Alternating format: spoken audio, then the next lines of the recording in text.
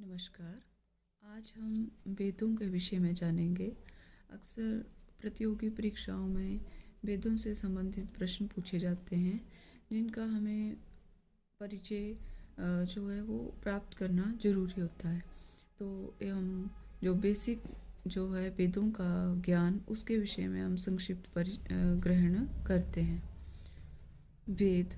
वेदों का सर्वप्रथम संकलन तथा व्यवस्थापन करने वाले महर्षि वेद व्यास थे। मतलब जो वेदों का जो ग्रहण किया, रचना की और उनको अरेंज करके रखा कि ये ऋग्वेद है, ये यजुर्वेद है, ये सामवेद और ये अथर्ववेद है, यह वो करने वाले थे वेद व्यास। वेदों का विभाजन करने के कारण वे वेद व्यास कहलाए। वेदान विव्यास यस्मात् वेद व्यास इति रीतः। नेक्स्ट है, महर्षि वेद व्यास ने अपने शिष्यों में जो है वेदों के विषय में उन्होंने अपना ज्ञान जो है अपने अलग अलग शिष्यों को दिया। उनमें से जो पैल नामक शिष्य थे उनको ऋग्वेद का ज्ञान प्रदान किया, वैशंपायन नामक शिष्य को यजुर्वेद का ज्ञान प्रदान किया, जैमिनी को सामवेद का और सुमंतु को अथर्ववेद का ज्ञान प्रदान किया। नेक्स्ट है, वेद कितने हैं? वेद हैं 4, ऋग्वेद, यजुर्वेद और सामवेद। नंबर 4 है अथर्ववेद। इनमें से जो ऋग्वेद, यजुर्वेद और सामवेद है, इनको वेद त्रयी भी कहा जाता है। अक्सर ये प्रश्न आ जाता है कि वेद त्रयी में कौन कौन से वेद सम्मिलित हैं, और उसमें से चारों वेदों का ऑप्शन दिया होगा। उनमें से जो 3 हैं वो इसमें शामिल हैं वेद त्रयी में। अब हर वेद का एक उपवेद भी बना है, निकला है। तो उपवेद है, ऋग्वेद का उपवेद है आयुर्वेद, यजुर्वेद का उपवेद है धनुर्वेद, सामवेद का उपवेद है गांधर्व वेद, अथर्ववेद का है उपवेद स्थापत्य या शिल्प वेद। और इन वेदों के उपवेदों के कर्ता कौन है, इनका मतलब निर्माण करने वाले कौन है, किसने इनकी रचना की है? तो आयुर्वेद के रचनाकार हैं धन्वंतरी, और धनुर्वेद जो कि यजुर्वेद का उपवेद है उसके रचनाकार हैं विश्वामित्र। गांधर्व वेद जो सामवेद से निकला है और इसके कर्ता हैं नारद मुनि।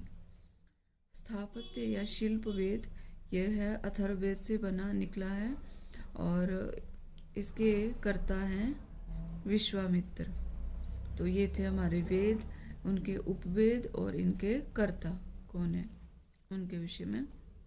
नेक्स्ट है, वैदिक वाङ्मय के 4 विभाग हैं। अब जो वेद हैं उनका परिचय आ गया संक्षिप्त में, उनके चारों के नाम आ गए। अब वैदिक जो वाङ्मय है उनके 4 विभाग किए गए हैं, जैसे 4 भागों में बांटा है।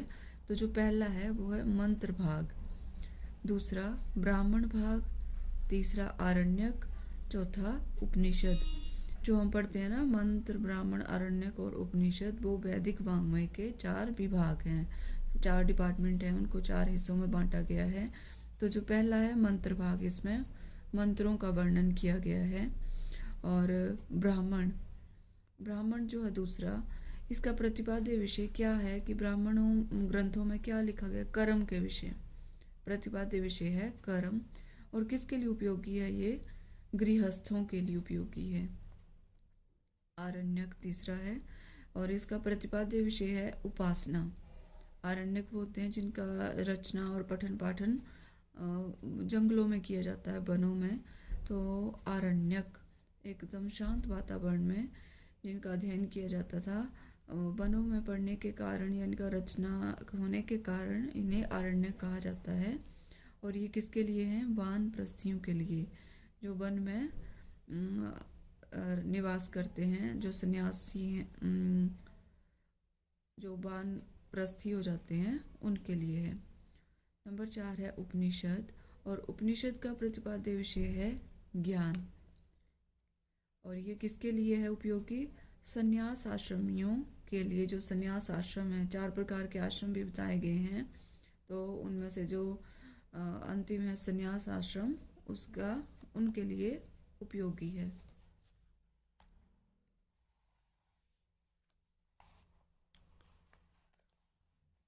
यज्ञ कर्म निष्पादन हेतु 4 ऋत्विज हैं।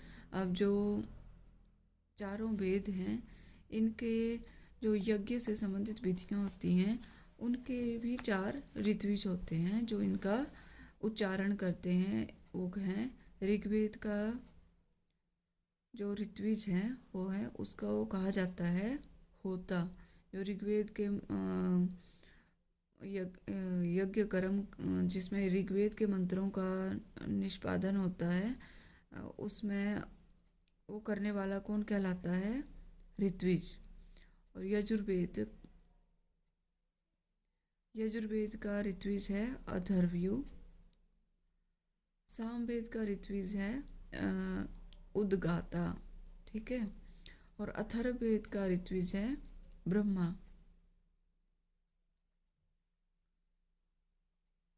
संहिताओं पर ऋषियों का पदपाठ भी प्राप्त होता है।